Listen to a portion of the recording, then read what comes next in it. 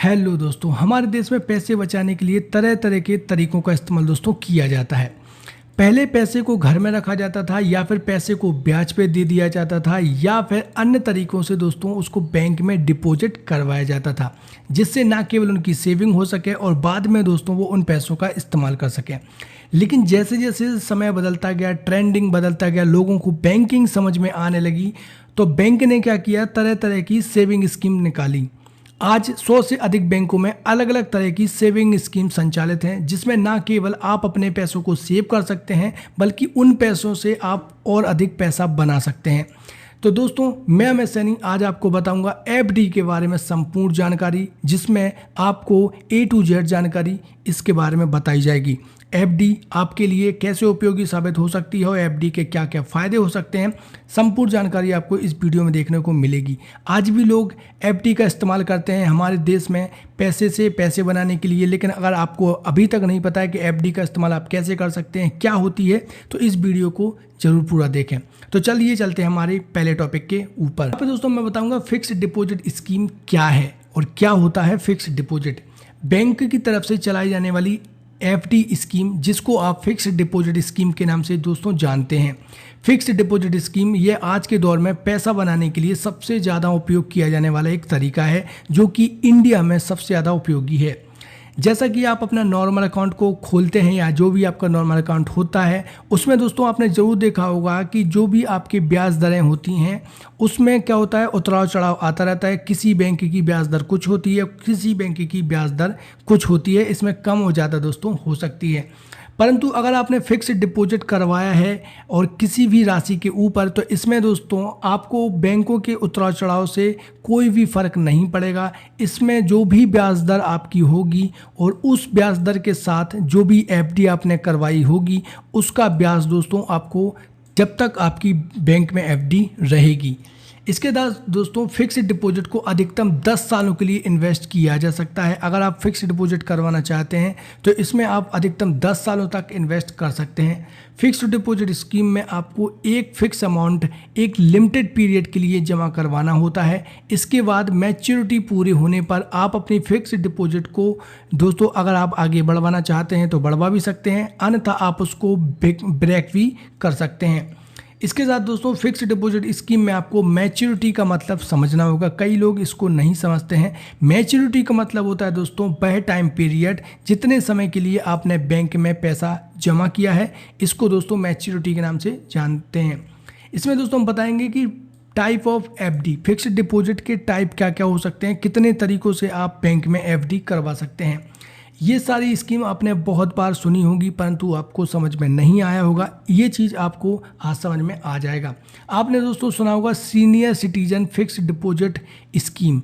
इसमें दोस्तों क्या होता है कि जो भी आपके यहाँ पे सीनियर सिटीजन है, जो भी वृद्धजन हैं, उनके लिए बैंकों की तरफ से एक senior citizen fixed deposit scheme चलाई जाती है। इसमें सबसे अच्छी बात क्या होती है दोस्तों कि आप अगर सीनियर सिटीजन हैं और इसका लाभ अगर आप उठाते हैं तो इसमें आपको किसी भी प्रकार का टैक्स नहीं देना पड़ता है। जो भी आपकी राशि होगी वो टोटल आपके अकाउंट में ही आएगी, इसमें आपको टैक्स नहीं देना है।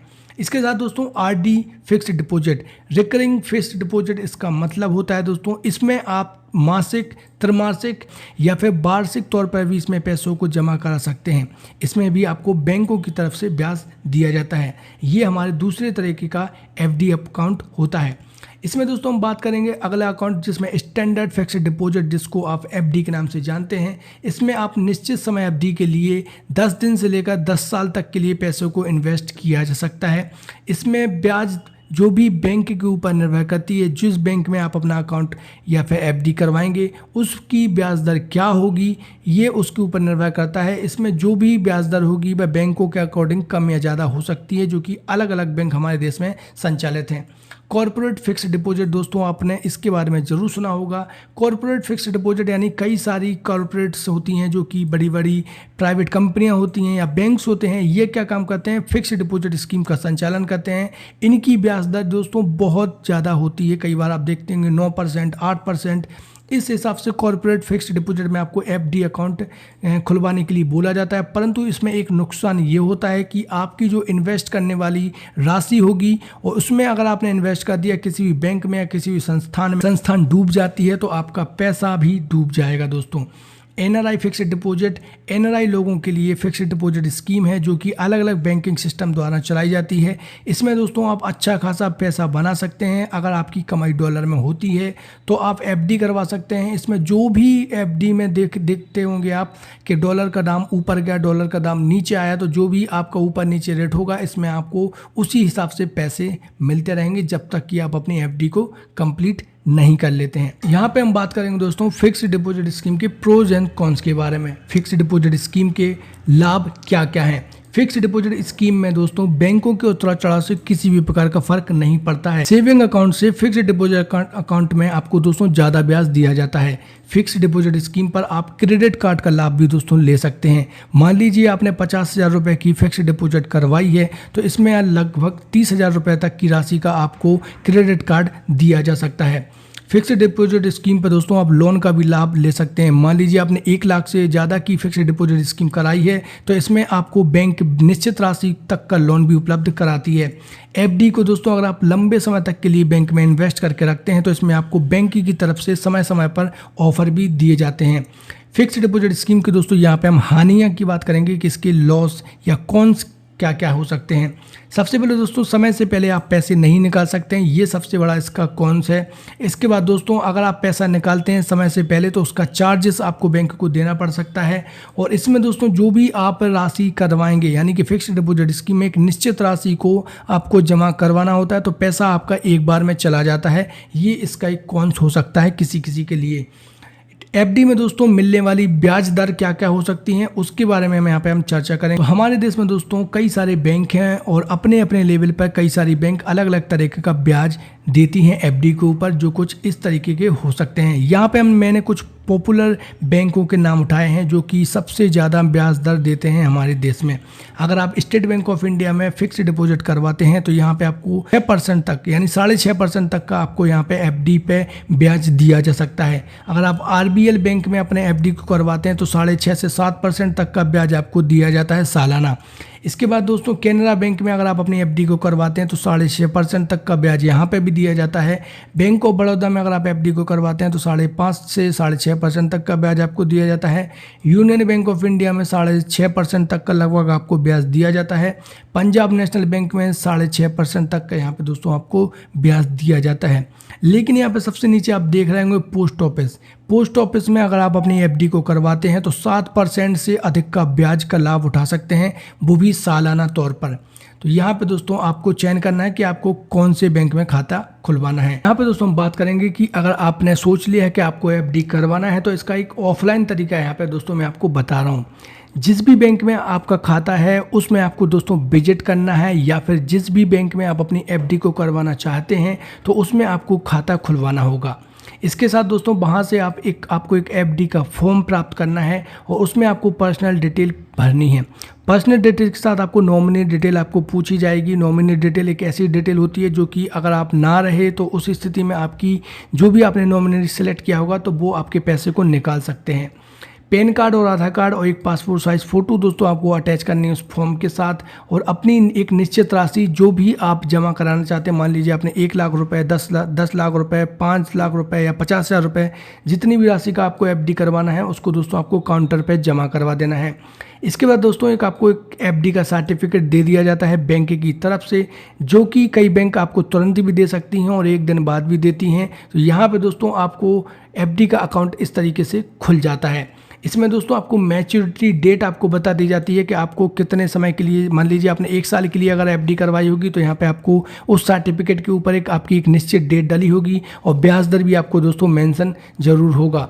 और मान लीजिए आपकी अगर मैच्योरिटी डेट पूरी हो गई है तो आप बैंक में जाके उसको एफडी को एक्सटेंड भी करवा सकते हैं। मान लीजिए आपने 1 साल के लिए करवाया है तो आप बैंक से बोल सकते हैं इसको 1 साल और बढ़ा दीजिए, उसके बाद और बढ़ा दीजिए और बढ़ा दीजिए। इस तरीके से आप अपनी एफडी को दोस्तों आगे बढ़वा सकते हैं। यहाँ पे दोस्तों हम बात करेंगे ऑनलाइन तरीके की कि अगर आप ऑनलाइन तरीके से एफडी करवाना चाहते हैं तो वो आप कैसे करवा सकते हैं। जिस भी बैंक में दोस्तों आपका बैंक अकाउंट होगा उसमें आपको इंटरनेट बैंकिंग मिली होगी, उसी इंटरनेट बैंकिंग का आपको लॉगिन करना है और उसके बाद दोस्तों आपको लॉगिन करते से ही आपको नीचे स्क्रॉल करते हुए आना है। वहाँ पे आपको एक एफडी ओपन अकाउंट का ऑप्शन देखने को मिल जाएगा। उसके बाद दोस्तों आपको क्लिक करना है और यहाँ पे क्लिक करते से आपकी सारी डिटेल ऑटोमेटिक भर के आ जाएगी। बस आपको उसमें नॉमिनी सिलेक्ट करना होता है, जो भी आप नॉमिनी डालना चाहते हैं। उसके बाद दोस्तों आपको जो भी अकाउंट में आपकी निश्चित राशि होगी, मान लीजिए आपके अकाउंट में 2 लाख रुपए हैं और आप 1 लाख रुपए की एफडी करवाना चाहते हैं, तो उसमें दोस्तों आपको अमाउंट को डाल देना है और उसमें दोस्तों आपको सिलेक्ट कर देना है उस अमाउंट को और उसको दोस्तों आपको ओके दबा देना है। जैसे ही यहाँ पे आप अप्लाई करते हैं तो यहाँ पे दोस्तों इस तरीके से आपका जो एफडी अकाउंट होगा वो खोल दिया जाएगा और पीडीएफ की द्वारा आपको आपकी स्लिप दोस्तों उसी लॉगिन आईडी पासवर्ड पर प्राप्त हो जाएगी। इस तरीके से आप ऑनलाइन तरीके से भी अपनी एफडी को करवा सकते हैं। बहुत ही आसान तरीका है दोस्तों, आप आसानी से करवा सकते हैं।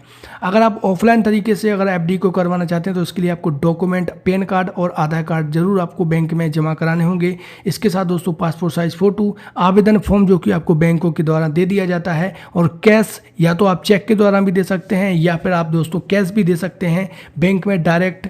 लेकिन अगर आप चेक के द्वारा अगर आप एफडी को खुलवाते हैं तो आपको ध्यान रखना है जब तक आपकी चेक की वो राशि बैंक में ना पहुंच जाए। मान लीजिए आपने 1 तारीख को चेक दिया और 5 तारीख को आपका चेक क्लियर हुआ तो आप की जो एफडी की डेट होगी वो 5 तारीख से ही जोड़ी जाएगी। इसका आपको विशेष तौर पर ध्यान रखना है। तो मैं एम एस सैनी आशा करता हूं दोस्तों कि आपको एफडी से जुड़ी हुई ये जानकारी समझ में आ गई होगी। इसके बाद अगर आपका कोई क्वेश्चन है तो आप हमसे पूछ सकते हैं। Thanks for watching this video. इसी तरीके से नए नए वीडियो को प्राप्त करने के लिए आप मेरे चैनल को सब्सक्राइब कर सकते हैं, वीडियो को लाइक कर सकते हैं। आप मेरे टेलीग्राम ID और इंस्टाग्राम ID से भी आप मुझसे बात कर सकते हैं। मेरी वेबसाइट पर भी आप विजिट कर सकते हैं तमाम प्रकार की इन्फॉर्मेशन के लिए। मिलते हैं अगली वीडियो में एक नई जानकारी के साथ। आप अपना बहुत ध्यान रखिए दोस्तों। जय हिंद।